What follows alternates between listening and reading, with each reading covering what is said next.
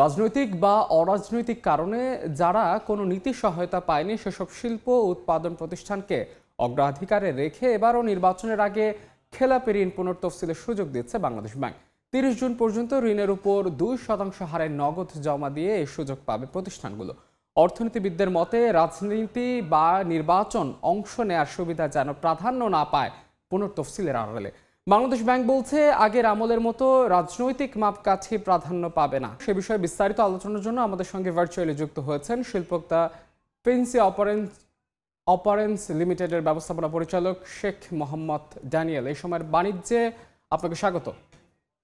Thank you. Bangladesh ব্যাংকের যে নীতি সহায়তার কথা আমরা জানলাম, সে সহায়তা কেন শিল্পোক্তাদের দিতে হচ্ছে, এবং এর সঙ্গে আমি একটু জানতে চাই এটা কতটা শিল্প সহায়ক হবে বলে আপনি মনে করছেন? ধন্যবাদ সবাইকে। আসলে এটা খুবই একটা টাইমলি একটা ডিসিশনে এসেছে বাংলাদেশ ব্যাংক থেকে। This is what we were expecting. এটা বিজনেস কমিউনিটির জন্য এক্সট্রিমলি একটা ইম্পর্টেন্ট একটা টাইম। কারণ আপনি যদি দেখেন other than the political issues,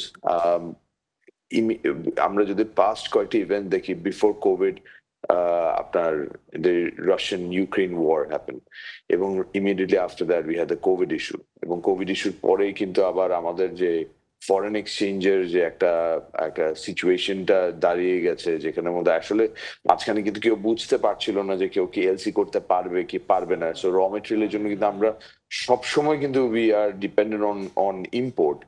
তো অনেক ইন্ডাস্ট্রি আছে, আমরা যারা গার্মেন্টস করি আমাদের ক্ষেত্রে হয়তো বা একটু ভিন্ন, কিন্তু যারা গার্মেন্টস এর বাইরে আছে, যারা লোকাল প্রোডাকশন করে বা লোকাল মার্কেটকে সার্ভ করে, তাদের জন্য কিন্তু ইম্পোর্ট করাটা খুবই জরুরি। কিন্তু যখন আপনি ইম্পোর্ট করতে পারবেন না এবং আপনার একটা ব্যাংক লোন আছে বা ফাইন্যান্স আছে, স্বাভাবিকভাবে আপনি কিন্তু একটা ডেট ট্র্যাপের মধ্যে পড়ে যাচ্ছেন। তো এটা কেউ চায় না, এটা পলিসিগত বিষয় না, তারপরও কিন্তু এটা হয়ে যাচ্ছে, এবং that will make it very difficult. And you have to also consider going forward আমাদের কিন্তু একটা এলডিসি গ্রাজুয়েশনের সময়ও আসছে। সো আমাদের একটা বড় খাত হচ্ছে যেরকম pharmaceutical sector will get affected by it. So a lot of consideration has to be made, and a lot of consideration I am sure has been made. এবং একটা ভালো জিনিস যেটা আমরা দেখতে পেরেছি এবার, it is not a matter of political consideration, rather than এটা একটা পলিসি ড্রিভেন একটা একটা সাপোর্ট স্ট্রাকচার এসেছে। এখানে কতগুলি ভালো কন্ডিশন দিয়েছে। সব থেকে ইম্পর্টেন্ট জিনিস, যারা উইলফুল ডিফল্টার তাদেরকে এই সহযোগ এইটার আওতায় আসতে পারবেন না।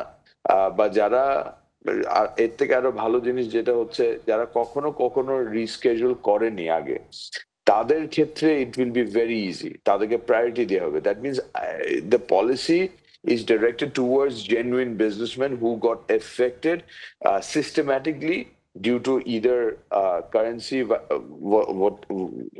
কারেন্সি চেঞ্জ হওয়ার যে শকটা, বা কোভিড এর যে ব্যাপারটা, বা যুদ্ধের কারণে যে আপনার পণ্যের দাম এদিক ওদিক হয়েছে, টোটাল জিনিসটা যে ইকোনমিক একটা এফেক্ট এসেছে বাংলাদেশে, এটার জন্য যারা ক্ষতিগ্রস্ত হয়েছে তারা কিন্তু এই সুবিধা পাওয়ার জন্য প্রায়োরিটিতে থাকবেন।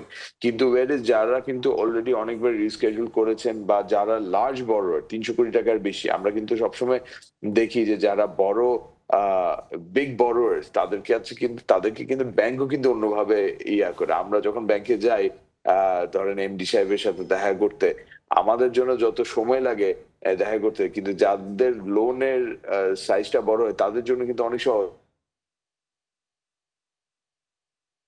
সব দিক দিয়ে চিন্তা করে, the consideration and the intent of this new circular, the BRPD circular number 7, আমার মনে হয় এটা একটা ব্রিলিয়েন্ট একটা কাজ হয়েছে। এটা যদি প্রপারলি এক্সিকিউট করা যায়, if there is a good synergy between the scheduled banks and the central bank, তাহলে certainly it will be very good for big borrowers, as I was saying, যারা 300 কোটি টাকার উপরে লোন রিস্ট্রাকচারিং বা রিস্কেজুল করতে যাবে, ওনাদের কিন্তু আবার বাংলাদেশ ব্যাংকের একটা স্পেশাল কমিটি থেকে অ্যাপ্রুভাল এটা আনতে হবে।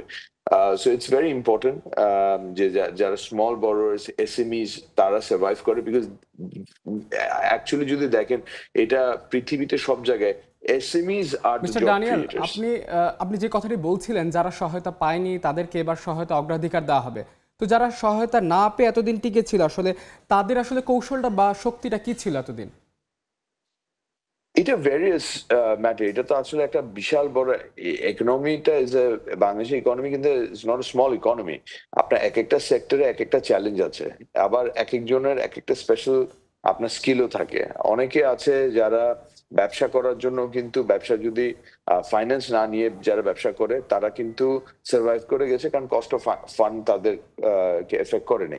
এখন যদি দেখেন অনেকে যারা সারভাইভ করে গেছে ব্যাংক লোন নিয়েও যারা সারভাইভ করে গেছে খুব খুবই আপনার ইম্পোর্টেন্ট তাদের জন্য এখন দেখা যে কস্ট অফ ফান্ড কিন্তু বেড়ে যাচ্ছে। আমরা কিন্তু গত ৩-৪ বছর ৫ বছর পর্যন্ত কিন্তু আমরা একটা সিঙ্গেল ডিজিটে লেন্ডিং আমরা বা বরোইং করছিলাম। এখন কিন্তু আপনার ফিক্সড ডিপোজিটের রেটই কিন্তু এখন ভালো ভালো ব্যাংকরা কিন্তু ১২% দিচ্ছে। তো স্বাভাবিকভাবে লেন্ডার্সরা কিন্তু আমরা যখন বরোইং করব ব্যাংকদের থেকে আমাদেরকে ১৫, ১৬, ১৭% এ কিন্তু ইন্টারেস্ট নিতে হচ্ছে। তো যারা কিন্তু সারভাইভ করেছে তারা আগামীতে সারভাইভ করতে পারবে নাকি এটাও কিন্তু একটা চ্যালেঞ্জ হয়ে দাঁড়াচ্ছে। তো সবাই যে আসলে সারভাইভ করে গেছে এটাও বলাটা ডিফিকাল্ট। কতটুকু সার্কুলেশন আছে লোনের এটা আমাদের দেখতে হবে। অনেক ভালো, ভালো ব্যবসায়িক প্রতিষ্ঠান কিন্তু এখন পণ্য আনতে পারছে না মার্কেটে। That is because there is drying up of credit এবং ক্রেডিটটা ড্রাই আপ হওয়ার one of the main reason হচ্ছে কিছু একটা ব্যাংকে যদি আপনার ৫০ টা বড়োয়ার যদি আপনার সিআইবি খারাপ হয়ে যায় তখন দেখা যায় তাদের যে ব্যাড লোনের রেশিওটা বেড়ে যাচ্ছে এই কারণে ভালো বড়োয়ারদেরকেও কিন্তু তারা আর ফাইন্যান্স করতে পারছে না। তাদের ক্রেডিট লাইন প্রভিশনিং করার জন্য তাদের ক্রেডিট লাইন ড্রাই আপ হয়ে যাচ্ছে। ভালো, ভালো অর্গানাইজেশনও কিন্তু সাফার করছে। আপনি যদি চিন্তা করে দেখেন যে সব ভালো অর্গানাইজেশন কি সার্ভাইভ করেছে কিনা during this period? Not really. এবং জানেন, তারা আমি কি একটু থ্রাইভ আপনার কাছে করেছে? জানতে চাচ্ছি যে শিল্প খাতে কিন্তু খেলাপি ঋণ বেশি। সেক্ষেত্রে এবারও এমন ঝুঁকি রয়েছে কিনা? খেলাপি ঋণ ঝুঁকি এড়াতে কি করা উচিত বলে আপনি মনে করেন? তাই যদি প্রপারলি এটা এক্সিকিউট করা হয় সাথে আমার মনে হয় আমাদের আরো কিছু মডার্ন ইকুইপমেন্টস আনা উচিত, মডার্ন টুলস, ফাইন্যান্সিয়াল টুলস আনা উচিত যেরকম ব্যাংক্রাপসি কিন্তু নেই। জি, can you hear me? Yes, I can hear you. Okay, okay, okay. So যেরকম ধরেন ব্যাংক্রাপসি ল এখন পৃথিবীর সবথেকে the most famous man in the world right now is Mr. Donald Trump, the president of United States. He had filed for bankruptcy multiple times, but that doesn't make him a bad businessman. আপনার যদি ১৬টা organisation থাকে এটার মধ্যে একটা organisation যদি fail হয়ে যায় এটার জন্য কিন্তু ১৬টা অর্গানাইজেশনকে ফেল করে দিচ্ছে সিস্টেম্যাটিকলি। সো এই পলিসিগুলিকে চেঞ্জ করা দরকার। যদি চেঞ্জ না হয় তাহলে আগামীতে আবারও কিন্তু খেলাপি ঋণটা বাড়বে। এখন অবশ্য খেলাপি আপনি যদি দেখেন যে হঠাৎ করে যারা আপনার খেলাপি ঋণের দিকে পড়ে গেছে এটার কারণ কিন্তু হচ্ছে একটা পলিটিক্যাল রিজন আছে। একটা পলিটিক্যাল রিজনিং ছিল। কারণ আগে দেখা যেত এই ধরনের যে এসব এই ধরনের প্রবলেম আমরা ফেস করতাম। আ তখন কিন্তু শুধু পলিটিক্যাল রিজনে কিন্তু আপনাকে সহায়তা দেয়া হতো। সো ওইসব অর্গানাইজেশন কিন্তু ঠিক ফ্রম দ্য বিগিনিং। ওইসব অর্গানাইজেশন কিন্তু পলিটিক্যাল কারণেই কিন্তু বেঁচে আসছিল এতদিন। এখন কিন্তু যেটা দেখা যাচ্ছে আপনি শুধুমাত্র যারা এসএমই বা যারা কখনো আগে ডিফল্ট করেনি, যারা কখনো আগে রিস্কেডিউল এ সাপোর্ট নেয়নি তাদেরকে প্রায়োরিটি দেয়া হচ্ছে এবং মোর ওভার তাদেরকে ১০ বছরের সময় দেয়া হচ্ছে। এটা কিন্তু ভেরি ইম্পোর্টেন্ট। ১০ বছরের সময় দেয়া। কারণ আমাদের বাংলাদেশে একটা মেজর প্রবলেম হচ্ছে আমরা মনে করি একটা ইন্ডাস্ট্রি লোন নিয়ে ৫ বছরের ভিতরে সে লোনটা পে অফ করে দিতে পারবে। কিন্তু একটা জনাব, ইন্ডাস্ট্রি গার্মেন্টস ইন্ডাস্ট্রিতে কিন্তু অসংখ্য আপনার ধন্যবাদ ৮ জনাব। থেকে ১০ বছর সময় লেগে যায় জনাব ব্রেক ইভেন করতে। শেখ মোহাম্মদ জানেল, আপনাকে অসংখ্য ধন্যবাদ। আমরা বিষয়গুলো বুঝেছি এবং আমরা পরবর্তীতে ইনশাআল্লাহ আপনার সাথে আবার যোগাযোগ করার চেষ্টা করব। অসংখ্য ধন্যবাদ আপনাকে সময়ের বাণিজ্যে সংযুক্ত হওয়ার জন্য।